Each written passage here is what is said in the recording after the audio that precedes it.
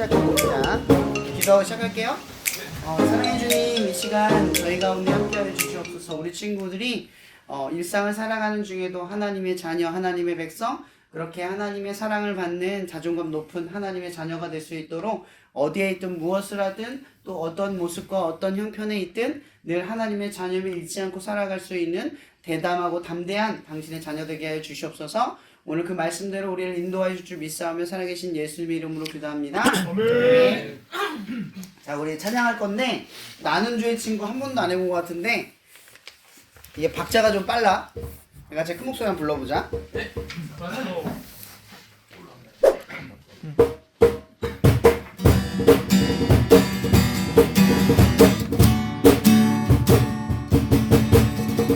우리 멋진 날 생각하시는지 들으시는지 내 기도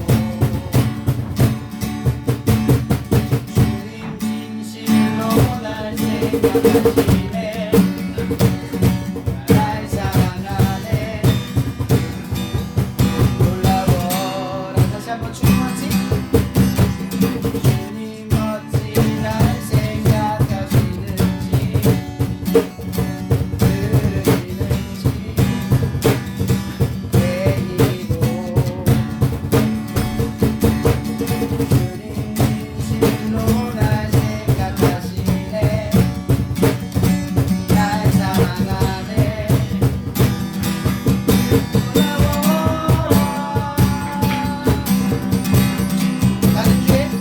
나는 주의 친구 나는 주의 친구 주님을 친구로 부르셨네 나는 주의 친구 나는 주의 친구 주님을 친구로 다시 한번 처음부터 불러볼게요. 주님 멋진 나는 주님 멋진 날 생각하시는지 들으시는지 내 기도 주님 진실로 날 생각하시네 날 사랑하네 놀라워라. 다시 한번 주님 멋진 주님 멋진 날 생각하시는지 들으시는지 내 기도 주님 진실로 날 생각하시네 날 사랑한 놀라워라 놀라워라 놀라워라 놀라워라. 나는 주의 친구 나는 주의 친구 주님 날 친구로 부르셨네 나는 주의 친구 나는 주의 친구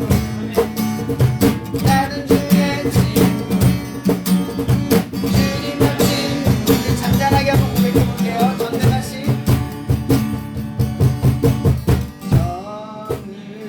전능하신 영광의 주 주는 내 친구 전능하신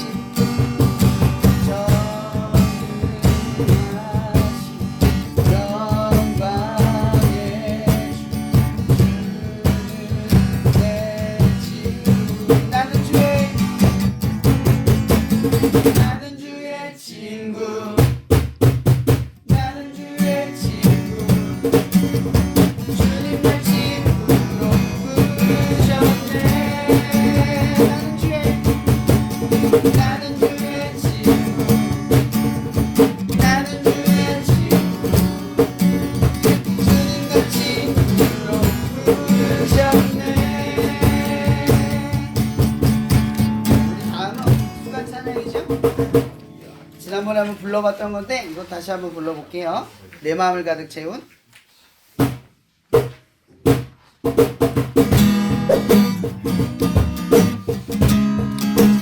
박수로 한번 찬양해볼까? 네. 내 마음을 가득 채운 주 향한 찬양과 사랑 어떻게 표현할 수 있나. 수많은 찬양들로 그만 표현할 길 없어 다시 고백합니다. 수많은 멜로디와 찬양들을 드렸지만 다시 고백하기 원하네. 주님은 나의 사랑 삶의 중심 되시오니 주를 찬양합니다. 사랑해요. 주 사랑해요. 몸만 다하여 말로 다 할 수 없어. 사랑해요. 찬양 다시 한번 처음부터 고백해 볼게요. 내 마음을 가득 채운 내 마음을 가득 채운 주 향한 찬양과 사랑 어떻게 표현할 수 있나. 수많은 찬양들로 그만 표현할 길 없어 다시 고백합니다. 수많은 멜로디와 찬양들을 드렸지만 다시 고백하기 원하네. 주님은 나의 사랑 삶의 중심 되시오니 주를 찬양합니다. 주 사랑해요. 주 사랑해요. 몸만 다하여 말로 다 할 수 없어. 주 사랑해요. 잔잔하게 고백해볼게요. 주님 사랑 다시 고백. 주님 사랑 다시 고백하는 새날 주신 감사해요. 주님 사랑 다시 고백하는 찬양 주신 감사해요. 다시 한번 주님 사랑 다시 고백하는 새날 주신 감사해요. 주님 사랑 다시 고백하는 찬양 주신 감사해요. 주 사랑해요.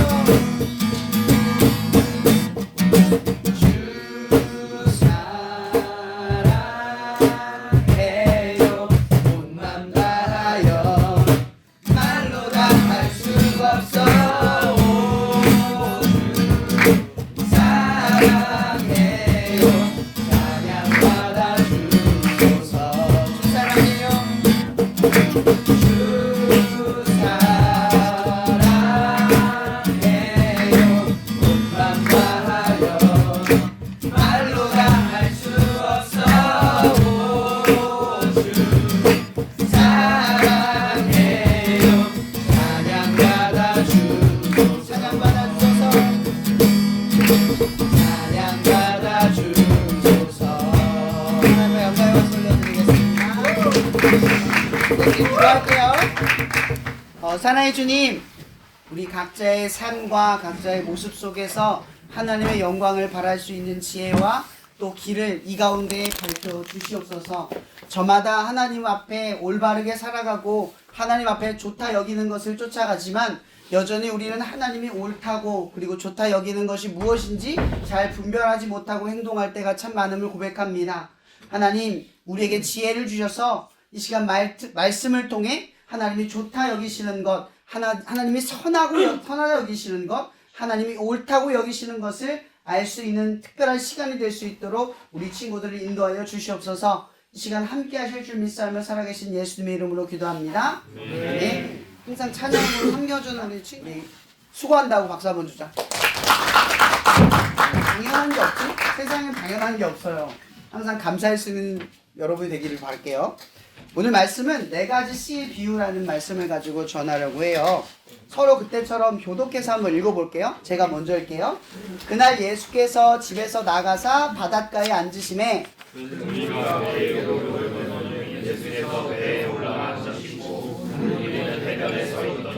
예수께서 비유로 여러 가지를 그들에게 말씀하여 이르시되 씨를 뿌리는 자가 뿌리러 나가서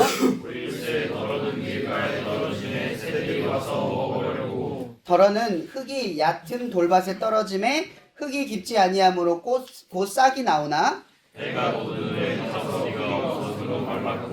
덜어는 가시떨기 위에 떨어짐에 가시가 자라서 기운을 막았고 덜어는 좋은 땅에 떨어지매 어떤 것은 100배 어떤 것은 60배 어떤 것은 30배의 결실을 하였느니라. 다 함께 읽겠습니다. 시작. 귀 있는 자는 들으라 하시니라. 아멘. 오늘 말씀의 맨 끝에 뭐라고 이야기라고 했어요? 귀 있는 자는 들으라. 여기서 말하는 귀, 여기 혹시 여러분 귀 없는 사람 있어요? 내가 말하면 귀를 막아도 다 들리잖아요. 그죠? 이 얘기는 뭐냐면 모든 사람이 듣고 있고 들는 이야기를 하고 있지만 듣는다, 여기서 말하는 듣는다가 뭐예요? 그냥 리스닝 했다는 얘기가 아니라 듣고 행동했다라는 뜻이에요. 그러니까 너희들 중에 귀가 있어서 이 말을 듣고 행동하는 사람이 있을 거다라는 얘기죠. 그럼 반대로 말하면 어떤 얘기예요? 아무리 하나님이 여러분을 향해서 선하고 옳고 좋은 이야기를 해줘도 그 이야기를 듣고 행동으로 옮기지 않는 사람들도 분명히 있다는 얘기예요. 그래서 예수님께서는 이 말씀을, 그러니까 하나님의 복음, 이 말씀, 목사님이 여러분에게 전하는 이 이야기를 듣는 사람들에게 이야기하는 거예요. 귀 있는 사람, 그러니까 들을 수 있는 사람은 들을지어다. 내가 듣고 하나님의 뜻, 옳다고 선하고 여기는 일에 내가 행동을 하겠다고 마음 먹는 사람들은 들을지어다 라는 뜻이에요.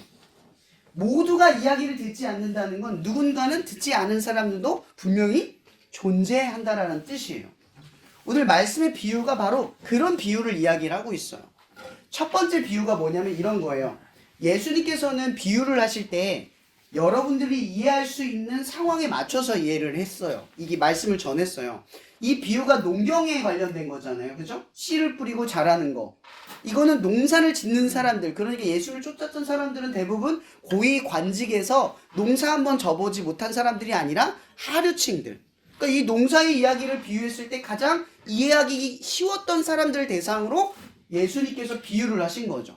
그래서 예수님의 언어는 생각해보면 사람들이 이해할 수 있는 아주 쉬운 단어로 이야기를 해요. 지식이 없는 사람으로부터 지식이 있는 사람들, 혹은 신분이 낮은 사람으로부터 높은 사람들을 가리지 않고 다 이해할 수 있는 말이라고도 하는 거죠. 그래서 이 비유에서 씨 뿌리는 비유를 일부러 말씀을 하시는데 이건 산상수훈에서도 하셨는데 예수님께서는 이걸 배 위에서 하셨어요. 왜냐하면 이 당시 예수님이 말만 하면 기적이 일어나고 만지기만 하면 고쳐졌거든요. 그러니까 사람들이 자꾸 예수님을 가로막아요. 인기가 많으니까 남 만져달라고 알아달라고 하는 사람들이 많았던 거죠. 그러니까 배 위에 계셨다라는 얘기는 뭐냐면 그들이 다가올 때 배를 멀리 띄울 수도 있다는 거예요. 그러니까 배 위에 올라셔서 사람들이 이렇게 둥글게 해변가에 모여 있었다라는 거죠. 예수님 말씀을 들으려고. 근데 거기 있는 사람들 아까 처음에 얘기했죠? 들으려고 온 사람들이에요. 다 예수님의 말씀을 필요해서 온 사람들이에요. 근데 그런 사람들에게 예수님이 뭐라고 이야기하냐면 비유를 볼 때 첫 번째, 길가에다가 씨를 뿌렸대요. 그럼 길가라는 말은 어떤 말이냐면 산 올라본 적 있어요? 산? 산 가면 길이 나져 있는 데 있죠. 보통 길이 나져 있는데 풀도 안 나잖아요. 거기는 땅을 팔 수가 있어요? 없어요? 딱딱하죠. 하도 걸어다녀서 팔 수도 없어요. 그 얘기 뭐냐면 씨를 뿌렸는데 길가에다 뿌렸어. 그럼 어떻게 됐겠어요? 뿌리가 안 내려가는 거죠. 말라버리는 거예요. 그러니까 어떤 사람에게 내가 예수의 하나님의 아들이고 너희를 구원하러 왔어. 너희들은 나를 믿으면 영원한 구원에 이를 수 있어. 라고 이야기를 했는데 누군가는 길가에 뿌려진 것처럼 어때요? 말씀이 말라 비틀어져 버리는 거죠. 생명력을 잃어버리는 사람도 있다는 거예요. 이게 첫 번째 경우. 두 번째 경우는 뭐냐면 바로 어디냐면은 돌밭에 뿌린 거예요.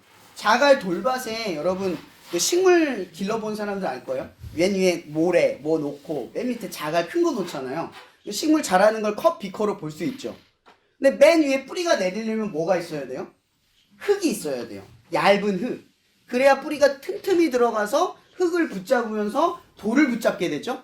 처음부터 근데 돌 사이로 들어가면 어때요? 쑥 하고 뽑혀버리잖아요. 그렇죠? 그러니까 돌밭에 뿌리를 내렸다라는 말은 어떤 말이냐면 이런 거예요. 그냥 쭉 하면 뽑히면 뽑히는 거. 그러니까 말씀을 조금 지키다가 의지가 약해서 푹싹 주저앉는 거야.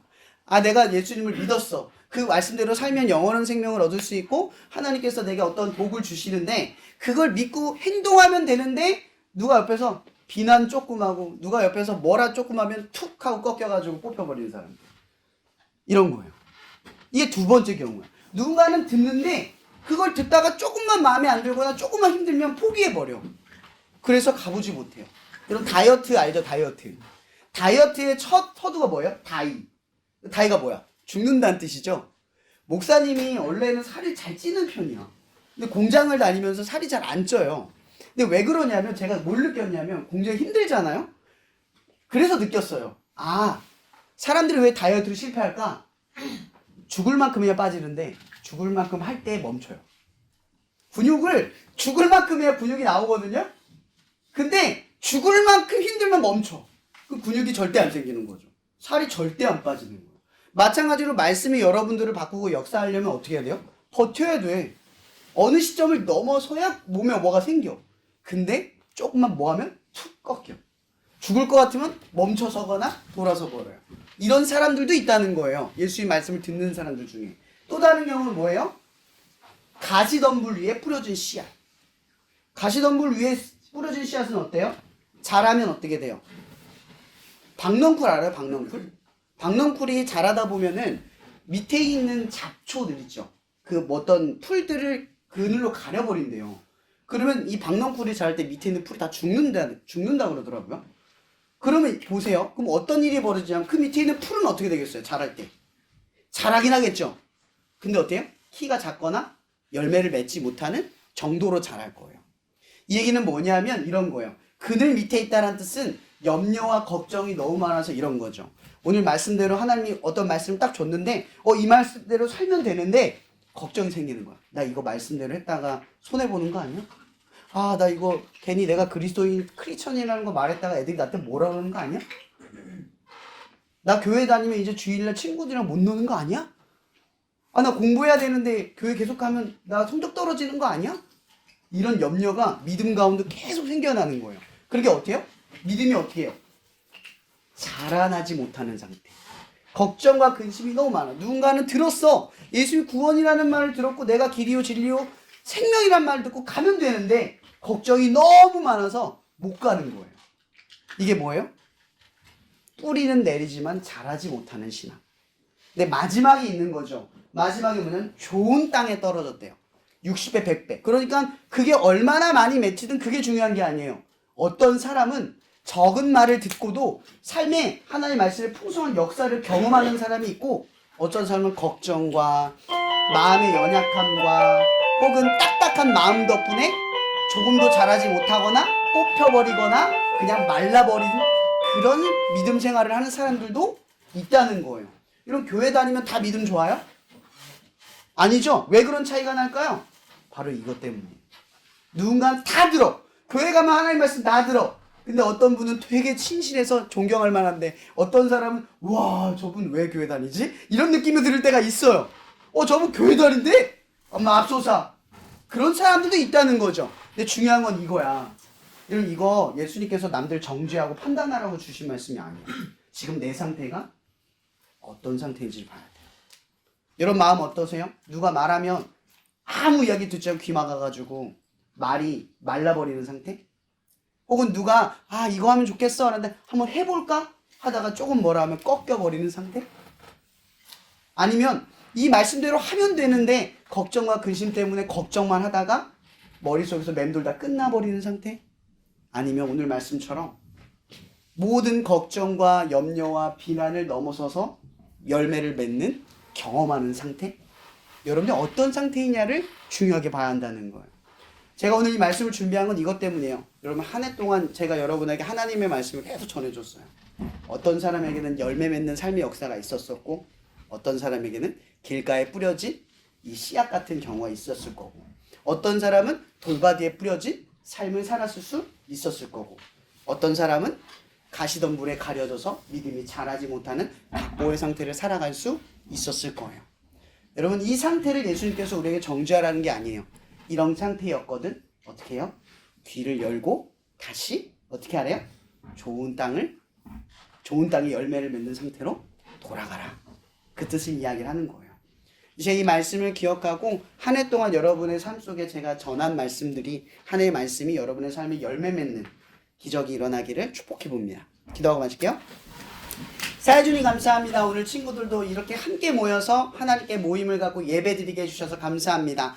오늘 말씀처럼 우리 친구들의 삶 속에 하나님의 말씀이 열매가 되는 그런 삶의 열매를 경험하는 친구들이 될 수 있게 도와주셔서 세상의 능력과 힘보다 하나님의 능력이 큼을 이 학교에서 경험하고 세상 가운데 펼칠 수 있는 당신의 자녀가 될 수 있도록 축복하여 주시옵소서. 모든 것에 감사하며 살아계신 예수님의 이름으로 기도합니다. 아멘. 우리 사진 한번 찍고 끝낼게요.